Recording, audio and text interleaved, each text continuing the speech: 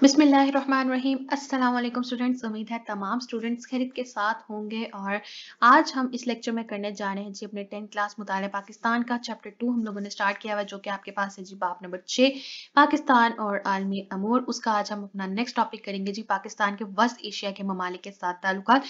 वस्त एशिया कहते हैं जी सेंट्रल एशियन कंट्रीज, जिसमें हमारे पास ऑलमोस्ट 7 कंट्रीज आती हैं। उनका रिलेशन हम डिस्कस करेंगे पाकिस्तान के साथ कि उनका पाकिस्तान के साथ कैसा रिलेशन है, किस तरह के उन्होंने ताल्लुकात इस्टेब्लिश किए हुए, मजहबी बुनियाद पे किस तरह से है और तजारती हवाले से उन्होंने किस तरह से मामलात रखे हुए हैं और ज़राअत वगैरह के और मुख्तलिफ किस्म के जो ये एरियाज़ है उनमें किस तरह के जो इस्टेब्लिशमेंट उन्होंने की हुई है रिलेशंस की अपनी, वो हम सारा आज इस लेक्चर में डिटेल के साथ देखेंगे।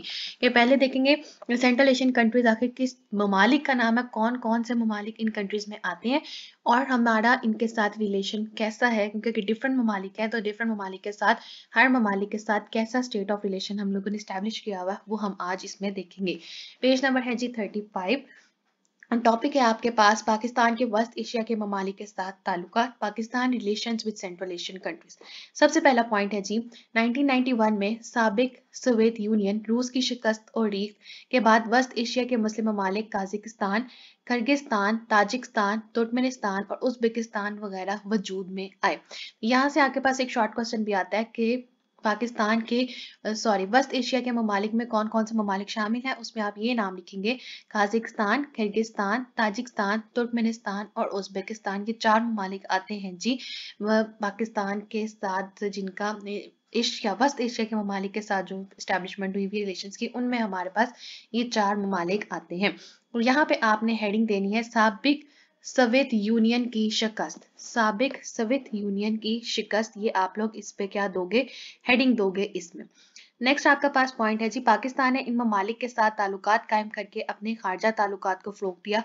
इन ताल्लुकात को इक़्तिसादी ताउन की तंजीम के ज़रिए से मज़ीद फ़रोग़ हासिल हुआ।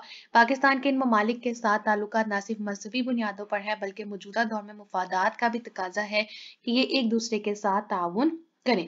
तो यहाँ पे आप हेडिंग देंगे जी खारजा ताल्लुकात। ये आपके पास इस पॉइंट की हेडिंग आएगी कि पाकिस्तान ने इन ममालिक के साथ खारजा ताल्लुकात यानी कि फॉरेन रिलेशन जो है वो स्टैब्लिश किए हुए हैं और इन ताल्लुकात को इक़्तिसादी ताउन की तंजीम के जरिए से उन्होंने मजीद जो है वो फ़रोग़ दिया था। अगले पॉइंट पे क्या कहते हैं जी, इन रियासतों के पास साहिल समुंदर नहीं है जो कि बैनुल-अक़वामी तजारत के लिए ज़रूरी है, यानी कि ये लैंड लॉक्ड कंट्रीज़ हैं, इनके पास समुंदर नहीं है और वो समुंदर के ज़रिए तजारत करने के लिए क्या करते हैं जी, पाकिस्तान की मदद लेते हैं। इन्हें यह सहूलत पाकिस्तान फ़राहम करता है। इन रियासतों के पास तवानाई के वसाइल और मादनियात हैं जिनकी पाकिस्तान को ज़रूरत है। कोयला, कुदरती गैस और तेल इस खित्ते के कई इलाकों से निकाले जाते हैं, यानी कि उनके पास समुंदर नहीं है, हमारे पास जो है वो मुख्तलिफ किस्म के वसाइल और मादनियात नहीं है। तो पाकिस्तान उनको क्या करता है जी, समुंदर दे देता है और उनकी जो शेयरिंग हो रही है हमारे समुंदरों की उनके साथ, उसकी वजह से हमें क्या मिल जाता है, कोयला, गैस और तेल वगैरह के जो ज़राए हैं वो हमें मिल जाते हैं। तो इस तरह से तजारती रिलेशन भी वो जो है एक बहुत अच्छा इनके 4 कंट्रीज़ के साथ इस्टेब्लिश्ड हुआ है। तो यहाँ पे आप लिखेंगे जी बैनुल अक़वामी तजारत। यहाँ पे आप हेडिंग दोगे बैनुल अक़वामी तजारत।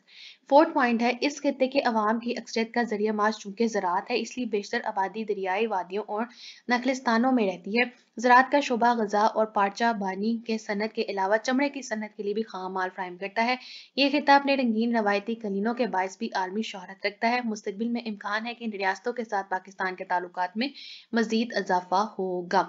यहाँ पे आप हेडिंग दोगे ज़रिया अक्सरियत ज़रिया माश ज़राअत। अक्सरियत ज़रिया माश ज़राअत, इसमें आप लोग का वर्ड जो है वो काट दोगे और चूंकि का वर्ड भी काट दोगे हेडिंग में, और आपने हेडिंग बना लेनी है अक्सरियत ज़रिया माश ज़राअत है इसके अंदर। और ये जो ज़्यादातर आबादी है वो दरियाई वादियों और नखलिस्तानों में जो है वो लाई करती है, क्योंकि उधर एक तो ज़राअत के ऊपर बेस ज़्यादा कर रहे हैं और उसके अलावा जो कारोबार है वो चमड़े की सनत के खाम माल से जो है वो किया जाता है। इस वजह से ये 2 चीज़ें वहाँ पे ज़्यादा इस्टेब्लिश्ड हैं और यही वजह है कि पाकिस्तान का इनके साथ फ्यूचर में रिलेशन जो है वो बहुत अच्छे तरीके से इस्टेब्लिश किया जा सकता है। नेक्स्ट आपके पास टॉपिक है जी इस्लामी ताउन तंजीम OIC and Pakistan, organization of Islamic cooperation and Pakistan. ये है, इसमें क्या कहते हैं जी, पाकिस्तान ने इस्लामी ताउन तंजीम, इस्लामिक कॉन्फ्रेंस की तंजीम OIC के इजलासों में इस्लामी ममालिक के साथ इत्तेहाद, हम आहंगी और ताउन के लिए अहम किरदार अदा किया है। पाकिस्तान ने हमेशा मुसलमानों के हक में उठने वाली तहरीकों के साथ दिया है और अपने मौक़िफ़ पर खुलकर अक़वाम मुत्तहिदा में बात की है। यहाँ पे आपने सबसे पहले हेडिंग दे देनी है इस्लामी ताउन तंजीम। हेडिंग्स के जो टेक्स्ट है वो मैं अंडरलाइन भी करती जा रही हूँ। यहाँ पे आपने हेडिंग देनी है इस्लामी ताउन तंजीम। नेक्स्ट में क्या कहते हैं, जो आपके पास सबसे पहला MCQ भी बनता है।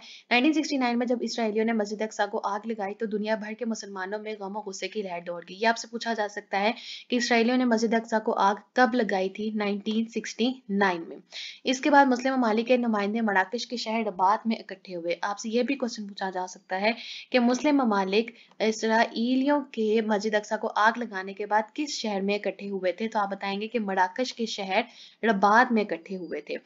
इस इजलास में पाकिस्तान ने इस्लामिक कॉन्फ्रेंस के नाम से एक मुस्तकिल तंजीम की तश्कील की तजवीज़ पेश की, जिसकी तमाम इस्लामी ममालिक ने हमायत की। इस तरह 1969 में इस्लामिक कॉन्फ्रेंस की तंजीम OIC का क्या अमल में आया?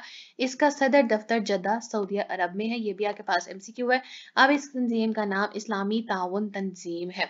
इसमें आप लोगों ने हेडिंग देनी है इस्लामी कॉन्फ्रेंस की तंजीम। यहाँ पे आप इस पॉइंट पे आप हेडिंग दोगे इस्लामी कॉन्फ्रेंस की तंजीम। ये आपके पास हेडिंग आ जाएगी और इसमें हमारे पास 3 शॉर्ट और MCQs आते हैं। सबसे पहले आग कब लगाई उन्होंने? 1969 में। किसने लगाई थी? इसराइलियों ने। और कौन सी मस्जिद थी? मस्जिद अक्सा। कहाँ पे इकट्ठे हुए थे मुस्लिम ममालिक? उसके के एहतजाज में मराकश के शहर रबात में। और फिर उन्होंने कौन सा एक दफ्तर कायम किया? इस्लामी कॉन्फ्रेंस की तंजीम कायम की, जिसका दफ्तर मेन हेड ऑफिस हमारे पास कहाँ है? जद्दा सऊदी अरब में। अगला पॉइंट पेज नंबर 36 में क्या कहते हैं? 1969 में मराकश के शहर रबात में इस्लामी ताउन तंजीम का पहला इजलास मुनक्किद हुआ। यहाँ पे आप हेडिंग दोगे इस्लामी ताउन तंजीम का पहला इजलास। इस पॉइंट पे आपके पास हेडिंग आ जाएगी इस्लामी ताउन तंजीम का पहला इजलास। तो पाकिस्तान ने इसकी कार्रवाई में बढ़ चढ़ कर हिस्सा लिया। इस तंजीम का दूसरा सरबराही इजलास 1974 में लाहौर में मुनक्किद हुआ। इस इजलास में पाकिस्तान ने मेजबानी के फराइज अदा किए। इसको हम लोग 2 पॉइंट्स में सिलेक्ट करेंगे। पहला आप लिखोगे इस्लामी तंजीम का पहला इजलास, उसमें यहाँ तक आप लिखोगे। और दूसरा फिर आप हेडिंग दोगे दूसरा सरबराही इजलास, उसमें आप लोगों ने बाकी का पॉइंट जो है वो उस हेडिंग के अंदर लिखना होगा। नेक्स्ट पॉइंट में क्या कहते हैं जी, इस इजलास को मुनक्किद करने में जुल्फकार अली भुट्टो, शाह फैसल, मोहम्मद कज़ाफ़ी, हाफिजुल असद, शेख ज़ैद बिन सुल्तान और अनवर सादात ने मरकजी किरदार अदा किया। लाहौर के तारीखी शहर में 40 इस्लामी ममालिक के नुमाइंदों के अलावा मोतमर आलम इस्लामी, वर्ल्ड मुस्लिम कांग्रेस, तहरीक आज़ादी फ़लस्तीन और अरब लीग के वफूद ने भी शिरकत की थी। तो इसमें आप लोगों ने हेडिंग देनी है तहरीक आज़ादी फ़लस्तीन और अरब लीग के वफूद की शिरकत। यहाँ पे आप हेडिंग दोगे तहरीक आज़ादी फ़लस्तीन और अरब लीग के वफूद की शिरकत। ये आप लोगों ने इस पॉइंट में हेडिंग दे देनी है। आगे आपको क्या कह रहे हैं जी, पाकिस्तान की हुकूमत और अवाम ने बड़े जज्बाती अंदाज में अपनी जिम्मेदारियां निभाई। पाकिस्तान ने इस्लामी ताउन तंजीम में फ़लस्तीनी अवाम की आज़ादी और खुद मुख्तारी के हक में करारदाद पेश की, जिसे मुत्तफ़िक़ा तौर पर मंजूर कर लिया गया। यहाँ पे आप हेडिंग दोगे करारदाद। यहाँ पे आपने हेडिंग देनी है जी करारदाद की। इस पॉइंट के अंदर आप हेडिंग दोगे करारदाद।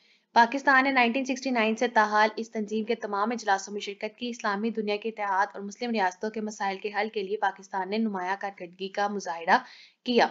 यहाँ पे आप हेडिंग दोगे पाकिस्तान की तमाम इजलासों में शिरकत। पाकिस्तान की तमाम इजलासों में शिरकत।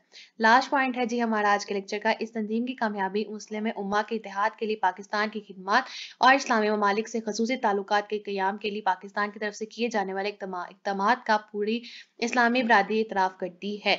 जेल में पाकिस्तान के इस्लामी ताउन तंजीम के ममालिक के साथ ताल्लुकात का जायजा लिया गया है, वो हम लोग अपने नेक्स्ट लेक्चर में डिस्कस करेंगे। लास्ट पॉइंट पे आपने हेडिंग देनी है इस्लामी ममालिक के से खसूसी ताल्लुकात। इस्लामी ममालिक से खसूसी ताल्लुकात का क़याम। इस्लामी ममालिक से खसूसी ताल्लुकात का क़याम, उसी के साथ आपका ये वाला टॉपिक OIC इस्लामी ताउन तंजीम और पाकिस्तान का जो है वो कंप्लीट हो जाता है। ये था हमारे पास आज का लेक्चर, जिसमें हम लोगों ने दो टॉपिक्स को डिस्कस किया, इस्लामी ताउन तंजीम और पाकिस्तान के सेंट्रल एशियन कंट्रीज के साथ ताल्लुकात। मुझे उम्मीद है आप लोगों को आज का लेक्चर पसंद आया होगा। इनके कोई भी डिफिकल्टी, कोई क्वेरी, कोई क्वेश्चन या कोई ऐसी चीज़ों कहीं समझने में ना आई हो तो आप लोग जरूर मुझसे पूछ सकते हैं। और लास्ट में मेरी आप सबसे सिर्फ एक रिक्वेस्ट होती है कि अभी तक आपने चैनल सब्सक्राइब नहीं किया तो काइंडली प्लीज चैनल को जरूर सब्सक्राइब कर दीजिएगा। वीडियो पसंद आए तो वीडियो को जरूर लाइक कीजिएगा और ज़्यादा से ज़्यादा शेयर कीजिए। Thank you.